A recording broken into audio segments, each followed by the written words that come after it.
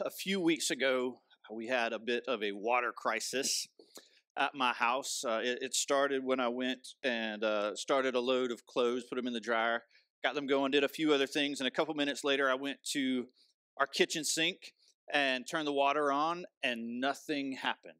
And so it's a little confusing, as you might imagine. And so I went to a couple other faucets, turned those on, same thing, nothing happened. And so I went back to the washing machine and turned that off because water seemed necessary for that process, and just was, still a little confused. Went, how you do these things, like you just keep going trying the same thing. So I went back to the sink, turned the water on, and the water came on fine. But then it very quickly slowed to just a dribble. And so we were having a crisis. We had no water on a Saturday evening, and that was a problem. And so I went out to the road and checked to see if my meter was spinning, and it wasn't. So I knew I didn't have a leak, but I called the city to see what they thought. They sent somebody out. They checked. They said, "You're right. You don't have a leak, but it's nothing on our end." So their suggestion was that I would call a plumber and just have them check our whole plumbing system. But calling a plumber after hours on a weekend didn't really seem like a good plan to me. So I didn't do that. Instead, what I did is I called my neighbor, Pat. Many of you know Pat, and I think that everybody should have a neighbor like Pat. And so Pat and I looked at it, and honestly, we had no idea what was wrong. But Pat came up with this temporary plan, this temporary solution to help us get water to our house so that we could do all the important things like showering, washing clothes, the things that you hope that I do before I show up here on a Sunday morning. And so what Pat's plan was this. He was going to take a hose and hook it up to the faucet at the back of his house. And then we were going to take a hose and hook it up to the faucet on the back of my house. And then we were going to hook those two hoses together. And I don't know if you've ever tried to hook the same end of a hose together before. But it doesn't work well. But luckily, Pat just happened to already have this connector piece that connected them perfectly. Like I said, everybody should have a neighbor like Pat. And here's the thing. I had never considered the fact that this faucet, this spigot on the back of my house, which was designed for the outflow of water, that it could also be used for the inflow of water, that I could use that same access point to get water into my lines. I had never considered that before, but I decided, let's give it a try. Because when you think about it, it makes perfect sense that if water can flow out one way, it would go in the next way. So we gave it a try. We went to the road and we turned off the water there. We hooked up the hose to Pat's. We hooked up the hose to mine. Pat opened his water, and the water started flowing through the hoses. And then I opened up my faucet, and the water backfilled my pipes, just like he said it would. And it was amazing because we had as much water pressure as we needed, just like a normal day. We could do everything that we needed to do. And the best part was this. Now, Pat was paying for my water. So that was a great deal for me, right? So here's the thing. Sometimes all we have to do is spend a little time rethinking. Sometimes all we have to do is spend a little time rethinking. It's amazing how just such a simple shift in thinking can make such a big impact in our lives, right? I had never considered the fact that water could get into my house from anywhere other than the pipe at the road. But once I did consider that, it made my life so much easier, both in the short term, because now my wife and my kids and I could do everything that we needed to be able to do, and it made it easier in the long term because the next day Pat and I actually did go out and find the problem. We were able to fix it without having to call a plumber, right? And it was all because we spent a little time just rethinking, and really Pat just gets all the credit. This was not me.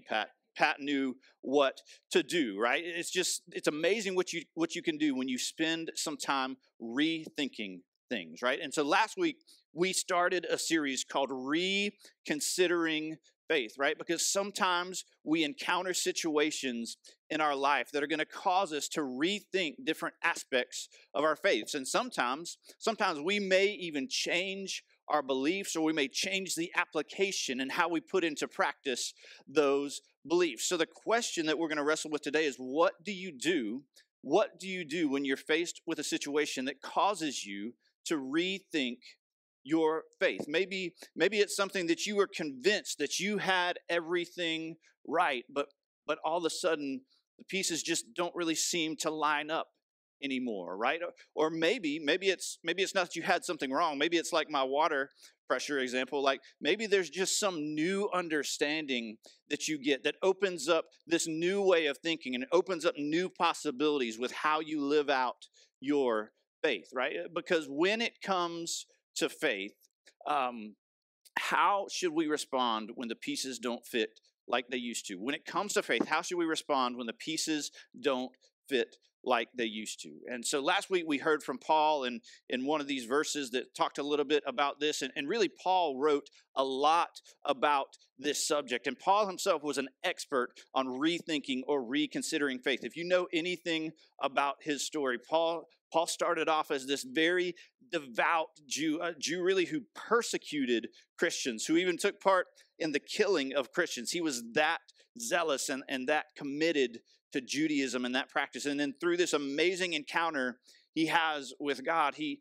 all of a sudden rethinks his faith and he becomes a Christian. But at first, as a Christian, he's sort of just this exclusive Christian where he goes, no, this is still just for Jews. This is just for Jews to make this change and to follow Jesus. But through this other amazing encounter that he has, he realizes that no, like God didn't do this just for Jews. He did this for the entire world. He did this for Gentiles, is what he called them, right? This good news of Jesus is for everyone. And so he became this church planter and this missionary all over his part of the world. And one of the churches that he worked with was a church in Rome. And in one of the letters that he wrote that's in our New Testament called Romans, he wrote to this church about the importance of rethinking our faith or reconsidering our faith. And in this verse that many of you will probably recognize, he said this. He says, "Do not conform to the pattern of this world, but be transformed by the renewing of your mind." Do not conform to the pattern of this world. And this word conform, it's the word that we get our English word schema from. So it's this pattern, this idea of a pattern or a framework. And in fact, this word pattern that's in this translation isn't actually in the Greek. And if you have a different translation, it's probably not there as well, because the word pattern is actually pulled out of this verb conform. And it's this idea that there are things in life that we may pattern ourselves or use as a framework or a basis. And then this word world that he uses, it isn't the word for a physical world. That's the Greek word cosmos. It's a different word that he uses. It kind of brings this temporal meaning along with it. And this same word in other places is also translated into this lifetime or maybe this age. And so he's saying, do not conform to the patterns of this life. Do not conform to the patterns of this age. And another way to say it would maybe be that don't conform to the patterns of culture. Don't conform to the patterns of society. There is something else that you should be basing your life off of. There's something else that you should use as the framework. There's another pattern to use as the basis for how you live your life. Now, what Paul isn't saying and what Paul doesn't say in this verse is that we're not to have anything in common with the world, right? He says you don't have to be completely opposite. You don't have to just turn everything away. But he says it's just don't use the world as the pattern of your life. Don't base your life off of what the world tells you to base your life off of. And if we're honest, whether you're a Jesus follower or not, this should be good news, because keeping up with the patterns of the world is exhausting because they change so quickly. And if we just think about something as simple as just insulated cups, right? We're thinking about that. And we think about the patterns of how those have changed over time. In fact, we're going to walk through a brief history of insulated cups. And I didn't catch all of them, but I'm just going to hit some of the highlights, okay? So a long, long time ago in an ancient civilization, people used these. I don't know, do any of you guys remember these? Some of you guys may have had these. If you still have one, that's amazing. I remember growing up, my grandparents had one of these, and these thermoses, those were pretty cool. But somewhere along the lines, we decided that we were just going to change to these, right? And this outdated relic, sorry if you still have one, but they were great. You couldn't just have one though; you had to have just dozens all over your cabinet, and they made a big mess. But then somewhere along the lines again, we evolved into this, right? And the rugged durability combined with just the superior insulative properties of this cup just took the world by storm. In fact, this is still a great cup, but the world has evolved once more, and so now the gold standard really of cups is this thing. It is the Stanley, and I think this is life size. This is what they actually look like in real life. And here's the amazing thing, and I just have to point this out because I didn't know this. Maybe you already knew this. I couldn't believe it when I saw this when I was sort of going through this. Let's go back to the original thermos, and you probably can't see this, so I'm going to zoom in a little bit. It's a Stanley. This is the same company. It's been around for over 100 years, right? And so now it's just made it back into the circle. And so the point is this, right? The patterns of the world is really just moving targets. You're just constantly changing and chasing after something different. And right, good for Stanley because they caught back up to it and they got back in the limelight for a little while. We'll see how long that lasts, right? But with cups, really our biggest problem is how much cabinet space we have, or maybe how expensive they've become. But when it comes to more weighty issues, to political things, to cultural issues, the expectations and the assumptions that come with all of those things, the patterns of the world change just as quickly with those things, right? When it comes to morality, when it comes to what's right and what's wrong and the behaviors that we should have, those things change as well, and they change just as quickly. And the truth is, the world doesn't always get it wrong, right? Sometimes they change for the better, but the world also sometimes changes for the worse. And so the question we have is that we're not supposed to base ourselves off of the patterns of the world. How and what do we base ourselves after? What is Paul's alternative?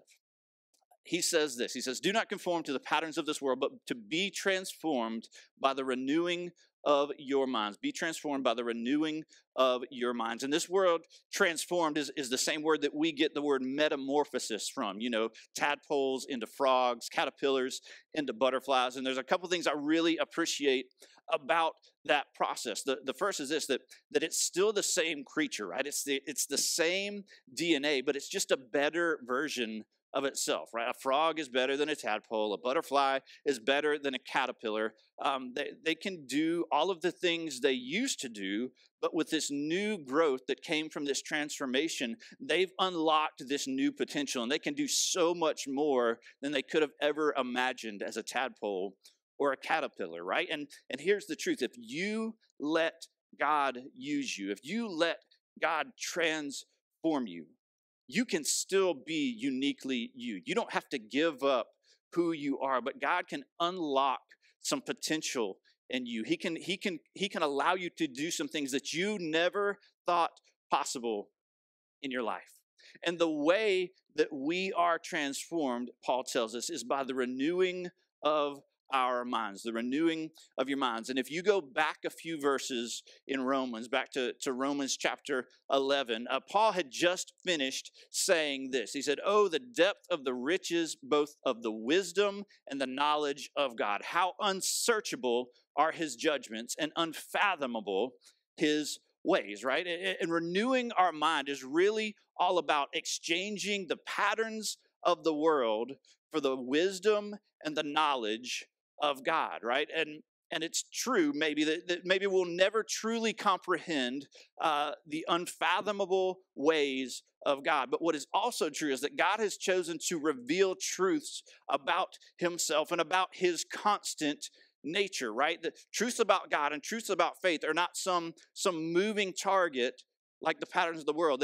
It's not that we're chasing this ever-changing goal and we never know what we're aiming after, right? God is much more constant than that. And so if we can seek to conform to God, and if we can seek to emulate his nature in our own lives, and the way that we do this, really, again, is by the renewing of our minds.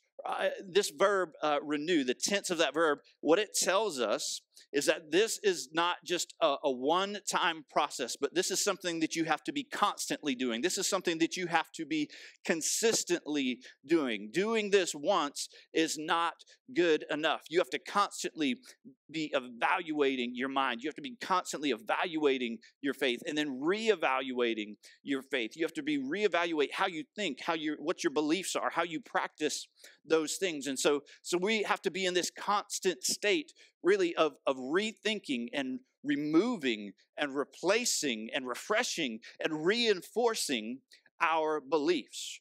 And this Greek word renew also can be translated as to renovate. It can also be translated as to renovate. And some renovation projects, those are small. Like with my water crisis, that was just a valve that needed to be replaced, right? But before I knew what was wrong with my water, and I'm not sure if you do this and if your mind works this same way that mine does, but before I knew what was wrong, I had just imagined absolutely the worst possible scenario. So I was convinced we were going to be digging up my entire yard with those lines. We were going to be pulling out all the pipes from underneath my house, that we were just going to go through an entire renovation and an entire overhaul of my plumbing system. And if we were going to bother doing that, then we might as well just go through the entire renovation and remodel of our house that we had talked about and dreamed about, just when you get those wild hairs, because we need another master suite, because that will give Lynn and I more space. That will free up another bathroom as the kids get older. We would love to remodel our kitchen and change the layout, make that a little more functional. We'd like to move the laundry room and change some things about that. And, the truth is, right, it would make the layout of our house more functional. And as our kids grow, it would make that better. And it may even, hopefully we cross our fingers, help us to keep our house a little cleaner, as if my bad habits are going to be solved by renovation. For example, I think there's something wrong with my laundry basket.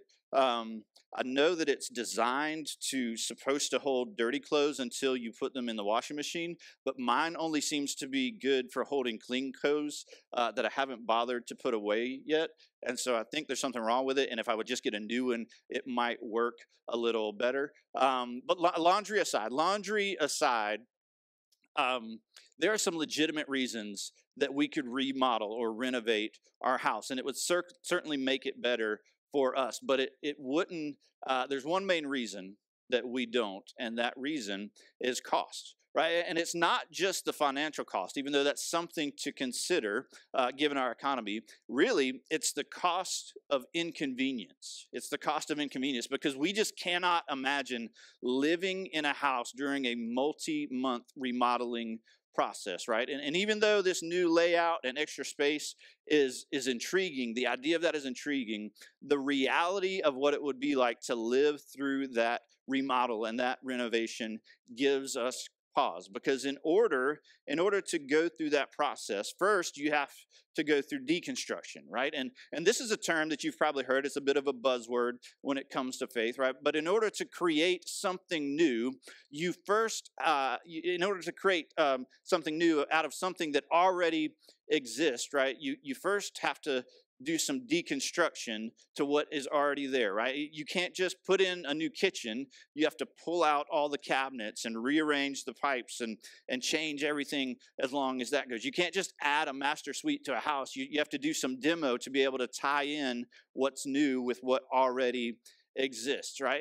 In order to build something new, you have to take the old apart first. You have to go through deconstruction. And then once you've gone through deconstruction, then you have to go through the process of reconstruction, right? You have to take the time to build back what you tore down so that you can hopefully make it into something better. And when it comes to a house, it would be more appealing or more functional. But when it comes to faith, when it comes to reconstructing and deconstructing our faith, it's a lot more difficult than that. And I think the process of deconstruction of faith really is when you see that something isn't lining up, and so you just strip all of your beliefs down and you separate them into what's essential and maybe what's non-essential, to what's accurate or maybe what's inaccurate, and then then you sort of sort through what needs to stay, what do you need to get rid of, what do you maybe need to repurpose or change a little bit, what do you need to add that wasn't there before, and then you have to take the time to take all of those beliefs and reconstruct them and stack them back together in a way that makes sense. And the problem is that many people who go through deconstruction of their faith really have no intention of putting it back together. Or maybe they thought they would, but then just once they go through it, they don't bother seeing it through. And so what they end up doing is just walking away from faith entirely. Because deconstruction without reconstruction is destruction. Right? What some people call deconstruction of faith is them simply just throwing up their hands and giving up on it. They just decide, I can't deal with this anymore, and they end up just destroying their faith. Right? A true deconstruction of faith, right? It seems necessary if maybe you've got some foundational or core beliefs that you find maybe aren't lining up with God's wisdom and God's knowledge, right? Because when you change a core and a foundational belief, right, sure, there's going to be some more work to do to get everything else to line up with that, right? But if your faith is solid, if your core foundational beliefs are solid, then most of your faith projects are just going to be small renovations, right? You're looking at, hey, what do I need to maybe remove? What do I need to maybe add? Is there something I need to adjust to how I live out my faith? And right, and in a sense, this is the picture behind renewing your mind, right? Taking the time to think through and then rethink your beliefs, to do your best to evaluate whether or not those things line up with the wisdom and the knowledge of God, right? And the truth is, renewing our minds and rethinking things is common in other parts of our lives. It's common in other areas of our lives. We do this rethinking and relearning all of the time. If you just think about technology and how quickly that is changing and how it's changed over the years, we're constantly having to rethink and relearn technology. Maybe you're in a profession where continuing education is a thing because they're always making changes and new breakthroughs, and so you've got to keep up with what is new, and so you're constantly rethinking and relearning that. And even they do this in regular school. They do this in normal education every once in a while. When I grew up, there were 9 planets and 4 oceans, and now they've added an ocean and taken away a planet, and all the same stuff is still there, right? They just decided to think about those things differently. Sometimes rethinking can go terribly wrong, like Common Core math, right? In an attempt to make something simpler, they made it so much more complicated, right? But the fact is, there are areas in our lives that we are willing and sometimes even eager to rethink and relearn. But when it comes to reconsidering our faith, most of us are a little hesitant to do that. And I think one of the reasons is because a lot of us that came to faith, or a lot of us that were maybe exposed to faith, were exposed as a child. And so we had this whole foundation as a child of what we were taught and what we learned to believe and how we learned to practice faith. And it became just so ingrained in us that we're hesitant to reconsider anything, because honestly, sometimes it can be decades before that's ever challenged, because you're in just this circle of how you do faith or how you've been taught to do faith, and you never are exposed to any other options besides that. I know for me, it was when I went off to college that I started seeing bigger changes and bigger challenges to my faith, right? And if you walked away from faith, right, if you walked away, this may be one of the reasons, or maybe you were just never given the option to consider anything different about your faith at all. Maybe this was your experience. You never had the freedom to rethink or reconsider anything within your faith. It was sort of presented just as this all or nothing package, right? No refunds, no exchanges. You either just take it or you leave it. And so you chose to leave it. But the truth is that Jesus himself constantly questioned the faith and the beliefs and the practices of his day, right? He constantly challenged and reshaped the standard beliefs and practices. And we see this all throughout his ministry, but we see it in one of his most famous teachings, the Sermon on the Mount. Over and over in the Sermon on the Mount, Jesus says this phrase. It says, "You have heard it said, but I say." You have heard it said, but I say. You've heard it said, "Do not commit murder." But I say, if you even look at your brother with anger, then you're guilty, right? You've heard it said, "Do not commit adultery." But I say, if you even look at someone with lust, then you're guilty of that. You've heard it said, "An eye for an eye, a tooth for a tooth." But I say, if someone takes something from you, give them more. You've heard it said to love your neighbor and to hate your enemy. But I say, love your enemy. Pray for those who persecute you. Right? Jesus had no problem challenging the faith and the beliefs of his time. He had no problem rethinking those things. And he had no problem challenging other people to rethink those things as well. Right? And over throughout his ministry, he challenged the Pharisees, the religious leaders of his day. And honestly, on this side of the story, it's just easy to look at the Pharisees as just those bad religious leaders who didn't really know what they were doing.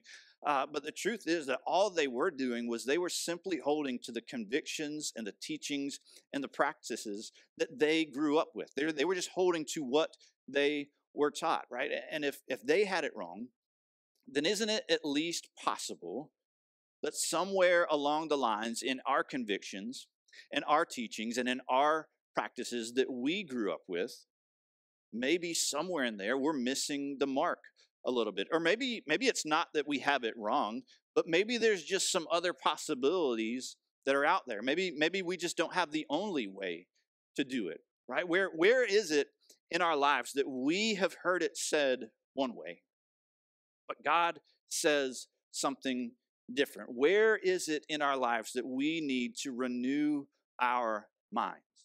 And so last week, we started by talking about these different principles for reconsidering faith. And last week's principle was this: to admit we are all still learning. Just admit that we are all still learning, to approach what we believe and how we practice our faith with humility, really.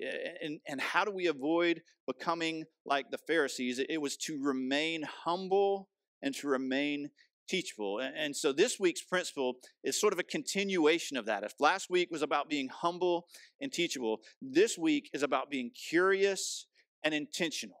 And being curious and intentional requires some follow-up action to just admitting that we're all still learning. And so this week's principle is this: to spend time reviewing and renewing your faith. Spend time reviewing and renewing your faith, right? Don't just adopt or reject whatever it is that you hear, right? That's the being curious part, right? Spend time reviewing it, testing it, challenging it.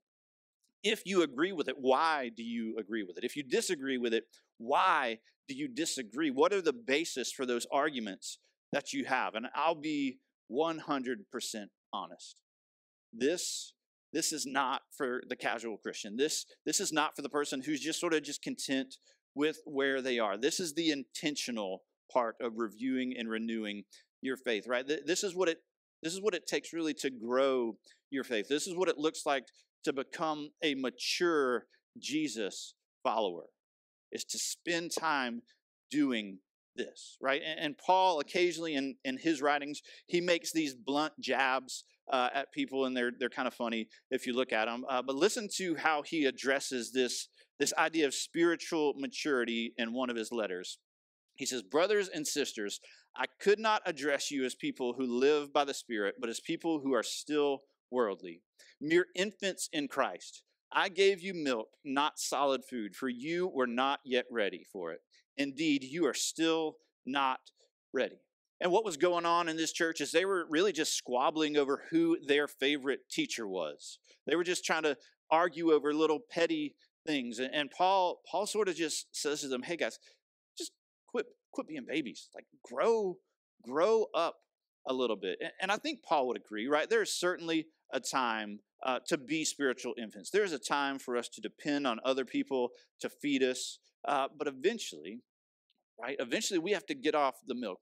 At some point, we've got to switch over to solid foods in our faith. At some point, we've got to start feeding ourselves, right? We've got to take ownership of our spiritual growth, and we've got to be intentional about that growth. We've got to spend time reviewing and renewing our faith, right? And if you came to faith later in life, or maybe you came back to faith later in life, the chances are you spent some time doing this, right? You didn't just take what other people said and take them for their world, right? For their words. You explored it yourself. You reviewed it. You came to your own conclusions. You took the time to renew your mind. And when you found something that challenged or maybe contradicted some of the previously held beliefs that you had, right? You took the time to renovate around those new insights. And this isn't easy. And honestly, it can be scary. It can be a little intimidating. None of us want to get this wrong. And there's a few barriers, really, to us reconsidering our faith. The first barrier might be this. It could be that you have inflexible theology. You have inflexible theology. You know, it's the idea that if God hasn't changed, I feel pretty good about my beliefs about God, so why should I bother changing my beliefs? And this is sort of the Pharisaical mindset. Maybe you're just taught not to question. You've been taught not to question anything that you were taught to believe, right? It's just sort of this answer of, well, this is the way we've always done it, so this has to be the right way, right? Or maybe it's not that side of inflexible theology. Maybe it's this idea that you're afraid that if you start questioning your faith, that it might just unravel and fall apart, right? And that goes back to the whole deconstruction issue. Like if you've got your faith built in such a way that it can't stand up to questions, then you've probably got a foundational or a core issue in your faith, and you've probably got a much harder road, and you maybe need to go through that deconstruction and reconstruction process. But maybe it's not about what you believe. Maybe your barrier is just you just have a lack of interest. Like it just doesn't matter that much in your life right now. And obviously you guys have taken the time to come be here, so you know it matters a little bit for you, but maybe you're just comfortable with where you are, and maybe you're just not ready to commit to the extra effort that it takes to do that, right? And I certainly get that. I've been there before. Maybe it's not a lack of interest. Maybe it's this. Maybe you have feelings of inadequacy.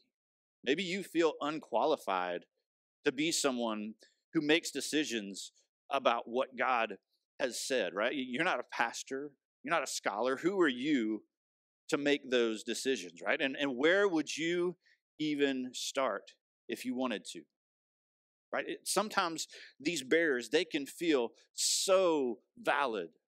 They can feel so valid. I've experienced really all of those at different points in my life. I still experience some of these, but there are some ways that we can overcome these things. The way that we overcome inflexible theology is almost a little bit of a catch-22. We have to change our theology about changing our theology, right? We have to change how we think about changing our thinking. And if theology, if what you believe is that important, then hopefully verses like Romans 12:2 will help you get through that barrier. If it's lack of interest, that's a little bit more difficult to overcome, right? But chances are at some point in your life, you're going to run into a situation that's going to make you so much more interested in your faith. And the truth is, during those times, we honestly wish that we had spent more time on our faith before we got to that point. And then this feelings of inadequacy, right? This is honestly, this is one of the biggest challenges. This is something that I've gone through. This is something I still go through, right? The Bible is intimidating sometimes. And sometimes I'll listen to other people talk or preach, and I'll just think, how did they come up with that? Like, where do they get their information? It's so good, so rich of different things I'd never thought about before, right? Or maybe it's not that we don't have enough information. Maybe it's the fact that we have too much information. We live in a time where we have more information available to us than we ever have before. And that can be just as much of a problem because it's all contradicting. And how do you know what's right? And how do you know what's wrong? And how do you sort through those things? And actually next week, we're to come back to this and we're going to address some of those things and just put some practical things in place to help you know how to sort through considering your faith. Right, but if we pause for a second and we go with all these barriers, with as difficult as this is, with it as intentional that you have to be and the work that you have to put in, what's the benefit? What do we get out of this? And Paul tells us, we go back to our verse, do not conform to the patterns of this world, but be transformed by the renewing of your mind. And this is what he says, then you will be able to test and approve what God's will is, his good, pleasing, and perfect will. And whether you're a Jesus follower or not, this is one of life's biggest questions. What is it that I am supposed to do with my life? You know, if there was a shortcut to be able to know God's will for my life, what he wanted me to do, that would make life so much easier, right? And sometimes I would settle for a shortcut to much simpler questions like, what are we going to have for dinner? That discussion can take a long time sometimes. I would say lunch, but I told you guys last week that my kids drag me to the same place every Sunday, so I don't have to ask that question, which is nice. But God's will, what is God's will for my life? That is a much bigger question. That is so much more of an important pursuit in our lives. And as Jesus followers, God's will is really what hangs in the balance of our willingness to spend time reviewing and renewing our faith. Right? When we review and renew our faith, what we're ultimately doing is we're testing and approving God's will for our life. Right? And yeah, sure, it would be easier if there was this spiritual magic 8-ball that when we had this big question, we could go to, pick it up, shake it up, and we would get this clear answer. That's not how life's worked. In fact, life's biggest questions are oftentimes best influenced by the knowledge and discernment and wisdom and understanding that comes from taking the time to consider and reconsider our faith, right? Those things usually aren't accomplished in a brief consultation with God. It takes curiosity and intentionality over time. And that's why Paul urges us to constantly spend time reviewing and renewing your faith, right? Because if we take the time to do those things, then we will be better positioned to know God's will for our life, both in what we are to believe and in how we're to live that out. Let me pray for us. God, we thank you. We thank you that you love us, God, and that you have made knowing you a possibility for us. God, you welcome us to know you more and to know your will and your will for our lives. God, and I just pray that we would be people who seek to know your word, know your will. God, that we would be people that aren't like the Pharisees who just assume we have it all together, God, but we would be curious and intentional when it comes to seeking you and seeking your wisdom and seeking your knowledge, God, that we would put these practices into place, God, that we would spend time reviewing and renewing our minds around your will for our life and your word. God, thank you for loving us and accepting us while we figure this out. In your name we pray. Amen.